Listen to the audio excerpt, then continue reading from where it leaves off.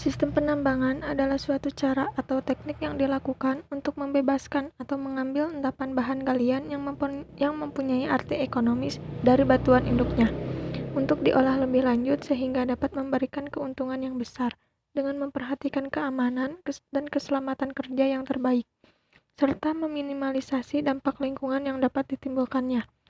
Ada beberapa faktor yang mempengaruhi pemilihan sistem penambangan, di antaranya karakteristik spesial dari endapan, kondisi geologi dan hidrogeologi, kondisi ekonomi, dan faktor teknologi. Pada umumnya, sistem penambangan dibagi menjadi beberapa sistem, yaitu sistem tambang terbuka atau surface mining, sistem tambang tertutup atau underground mining, dan sistem tambang bawah air atau underwater mining. Nah, pada video kali ini saya akan berfokus pada sistem tambang terbuka dan sistem tambang bawah permukaan. Pertama, tambang terbuka atau surface mining merupakan suatu sistem penambangan di mana seluruh aktivitas kerjanya berhubungan langsung dengan atmosfer atau udara luar. Nah, berdasarkan macam material yang ditambangnya, tambang terbuka dibagi menjadi satu, open pit, yaitu suatu sistem penambangan yang biasanya diterapkan untuk menambang endapan biji yang mengandung logam, secara umum menggunakan siklus operasi penambangan yang konvensional, yaitu pemecahan batu dengan pemboran dan peledakan, diikuti operasi penanganan material penggalian, pemuatan, dan pengangkutan. Yang kedua, ada quarry, yaitu sistem penambangan yang diterapkan untuk menambang endapan mineral bahan galian industri, misalnya tambang batu pualam di Tulung Agung, Jawa Timur. Yang ketiga, ada strip mine, yaitu suatu sistem penambangan yang diterapkan untuk menambang endapan biji yang letaknya horizontal atau sedikit miring. Yang keempat, alluvial mine, yaitu suatu sistem penambangan yang diterapkan untuk menambang endapan-endapan aluvial. Sekarang kita masuk ke tambang bawah tanah. Secara umum, pengertian tambang bawah tanah adalah suatu sistem penambangan mineral atau batu bara di mana seluruh aktivitas penambangan tidak berhubungan langsung dengan udara terbuka. Tambang bawah tanah mengacu pada metode pengambilan bahan mineral yang dilakukan dengan membuat terowongan menuju lokasi tersebut. Penambangan dengan sistem ini tentu membutuhkan jalan masuk menuju letak material berada. Jalan masuk dapat dibedakan menjadi 3. Yang pertama ada rem, yaitu jalan masuk ini berbentuk spiral atau melingkar mulai dari permukaan tanah menuju kedalaman yang dimaksud. Rem biasanya digunakan untuk jalan kendaraan atau alat-alat berat menuju dan dari bawah tanah. Yang kedua, shaft, yaitu lubang tegak vertikal yang digali dari permukaan menuju cadangan mineral. Shaft ini kemudian dipasangi semacam lift yang dapat difungsikan mengangkut orang, alat, atau biji. Yang ketiga, adit, yaitu terowongan mendatar horizontal yang umumnya dibuat di sisi bukit atau pegunungan menuju ke lokasi biji. Tambang bawah tanah ini ditinjau dari sistem penyangganya dapat digolongkan dalam 3 kategori, yaitu 1. Metode tadi sangga, open stope method. Open stope adalah penambangan tanpa membuat penyangga-penyangga. Syaratnya, bahan galian yang ditambang dengan metode ini atapnya harus cukup kuat menahan beban tanpa disangga, atau bisa disebut juga cukup kompeten. Yang kedua, metode yang disangga, supported stope method. Dalam metode ini, penambangan bawah tanah dilakukan dengan cara membuat penyangga bahan yang digunakan biasanya seperti kayu, besi, beton, atau baut besi. Yang ketiga, metode ambrukan. Nah, metode tanpa disangga atau open stope methods ini ada 4 jenis. Yang pertama, underground glory hole. Sistem ini cocok untuk endapan yang sempit atau sedikit. Lebar endapan antara 1-5 meter, tetapi memanjang ke bawah, serta kemiringan lebih dari 70 derajat. Penambangan glory hole mengaplikasikan penggalian di mana biji dipindahkan dari lubang ke jalan pengangkutan dengan efek gravitasi. Yang kedua, gophering. Nama lainnya adalah coyoting. Di Indonesia disebut lubang tikus atau lubang marmot, yaitu cara penambangan yang tidak sistematis, tidak perlu mengadakan persiapan penambangan, dan arah penggalian hanya mengikuti arah larinya endapan biji. Oleh karena itu, ukuran lubang juga tidak tentu, tergantung dari ukuran endapan biji di tempat itu. Cara penambangan ini adalah cara penambangan yang paling sederhana, tanpa penyangga. Penggalian dilakukan tanpa alat-alat mekanis, oleh sebab itu sangat cocok untuk daerah-daerah yang upah buruhnya rendah. Yang ketiga, shrinkage stopping adalah suatu cara penambangan yang termasuk overhand stopping. Tiap bagian atau slices dibor dan diletakkan dari bawah. Tumpukan hasil ledakan itu akan dibiarkan di lantai untuk dipakai sebagai tempat berpijak untuk pemboran berikutnya. Bila blok yang bersangkutan sudah selesai ditambang, maka seluruh hasil penggalian yang berupa broken ore diambil dan semua lubang akan menjadi kosong. Yang keempat, sublevel stopping.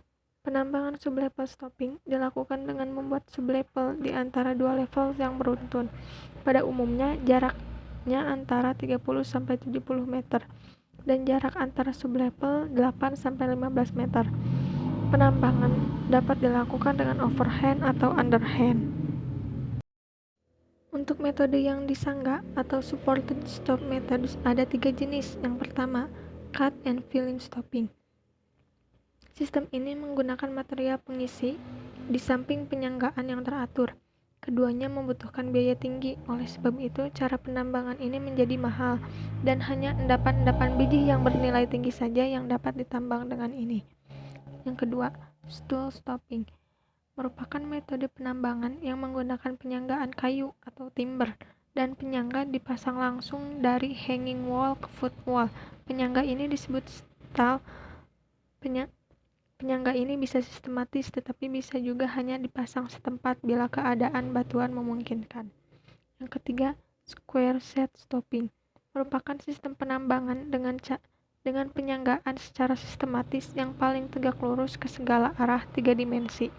Penyanggaan ini berbentuk kerangka-kerangka kubus atau 4 persegi panjang. Sama seperti metode yang disangga, metode ambrokan ini ada 3 jenis juga, yaitu 1. Top slicing, yaitu suatu cara penambangan untuk endapan-endapan biji dan lapisan penutup overburden yang lemah atau mudah runtuh. Penambangan dilakukan selapis demi selapis dari atas ke bawah pada lombong yang disangga. Kalau lombong sudah selesai digali, maka penyangga di atasnya dibiarkan runtuh sedikit demi sedikit atau secara bertahap. 2. Sublevel stopping, yaitu suatu cara penambangan yang mirip dengan top slicing tetapi menambangnya dari sublevel. Artinya penambangan dimulai dari atas ke bawah dan tiap penambangan pada suatu level dilakukan secara lateral atau meliputi seluruh ketebalan biji.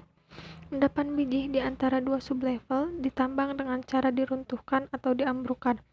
Suatu tumpukan bekas penyangga akan terbentuk di bagian atas dari ambrukan, sehingga akan memisahkan endapan biji yang pecah dari lapisan penutup di atasnya.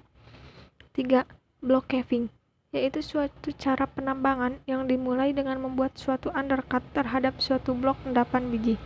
Untuk membuat awal runtuhan berjalan lancar, maka undercut sebaiknya dibuat antara 2,5 sampai 6 meter. Sebelum undercut diruntuhkan, harus disangga dulu memakai pilar-pilar. Setelah itu, blok akan runtuh secara perlahan-lahan. Corongan biji harus banyak agar pengambilan biji yang pecah, broken ore, dapat merata sehingga memungkinkan terjadinya pengotor atau dilution dapat dibatasi. Sekarang kita masuk ke kelebihan dan kekurangan. Tambang terbuka ataupun tambang bawah tanah memiliki kelebihan dan kekurangannya masing-masing. Untuk tambang terbuka memiliki kelebihan di antaranya. 1. Ongkos penambangan lebih murah karena tidak memerlukan penyanggaan dan ventilasi. 2. Kondisi kerja lebih baik karena berhubungan dengan udara luar. 3. Penggunaan alat mekanis lebih leluasa sehingga produksi lebih besar. 4. Pemakaian bahan peledak lebih efisien, leluasa, dan hasilnya lebih baik. 5. Perolehan tambang lebih besar karena batas endapan dapat dilihat dengan jelas. 6. Relatif aman karena bahaya yang mungkin timbul terutama akibat kelongsoran. 7. Pengawasan dan pengobatan mutu biji lebih mudah. Sedangkan kekurangannya adalah 1. Para pekerja langsung dipengaruhi oleh keadaan cuaca sehingga efisiensi kerja menurun. 2. Kedalaman penggalian terbatas karena semakin dalam, semakin banyak tanah penutup yang harus digali. 3. Timbul masalah dalam mencari tempat pembuangan tanah penutup yang jumlahnya cukup banyak. 4.